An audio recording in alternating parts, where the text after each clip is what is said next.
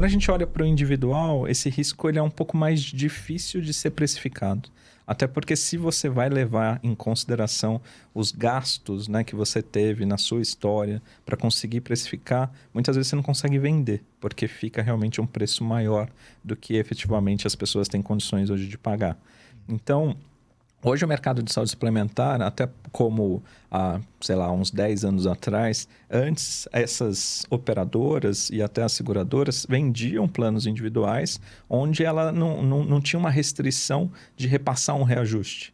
Então, se aquela pessoa tivesse realmente alguns problemas, algumas necessidades de consumir o sistema de saúde, automaticamente essas operadoras faziam um processo de reajuste automático no sentido de que se você consumiu tudo isso, para esse próximo ano de vigência do seu contrato, a gente vai precisar fazer uma renovação reajustando 100% do valor que você pagava. E muitas vezes as pessoas não entendiam o porquê. Né? Porque efetivamente na hora que você ia avaliar o resultado daquela vida para aquela operadora ou para aquela seguradora, realmente era necessário você fazer esse nível de reajuste. Mas aí entrou a nossa agência nacional, né? A ANS, para poder regular isso. Porque em muitas situações também a gente viu algumas má práticas de algumas empresas onde se aproveitavam dessas situações para reajustar valores ainda maiores do que aquilo que era necessário. Então, nesse sentido, a Agência Nacional ela restringiu e ela determina para o mercado qual que é o índice a ser reajustado. E aí, quando ela começou a fazer isso, aí as operadoras elas não tiveram condições mais de sustentar esse negócio. Porque aí são reajustes muito mais baixos do que realmente tinham de necessidade. Né? E eu posso até comentar o de agora, né? Foi publicado recentemente o reajuste de 15,5%. Tá dando polêmica aí nas mídias, né? Isso é uma coisa legal. Desculpa, Alex. Até o Luciano Ávila, ele mandou uma pergunta justamente nesse sentido, que ele comentou, tá tendo uns reajustes que parece que nos últimos 3, 4, não sei quanto tempo, o preço meio que quase que dobrou. Hoje tá mais negociável, digamos assim? Como é que tá? Hoje o movimento que as operadoras, as seguradoras têm feito é sair do mercado de saúde individual.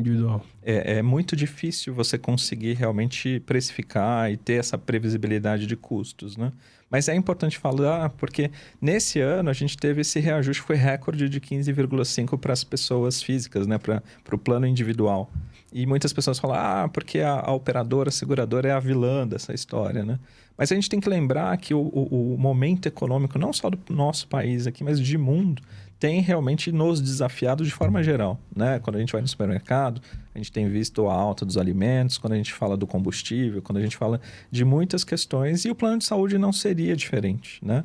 E eu acho que vale muito a pena comentar que isso foi um ponto muito sensível para a gente. Porque em 2020, quando começou a pandemia, a gente foi muito desafiado na saúde, principalmente para assistencial, né? Para quem estava lá na linha de frente fazendo assistência da pandemia, para combater a pandemia. Mas naquele momento, as operadoras e as seguradoras, elas tiveram um vão de utilização, né? Porque a gente queria que as pessoas não se colocassem em risco.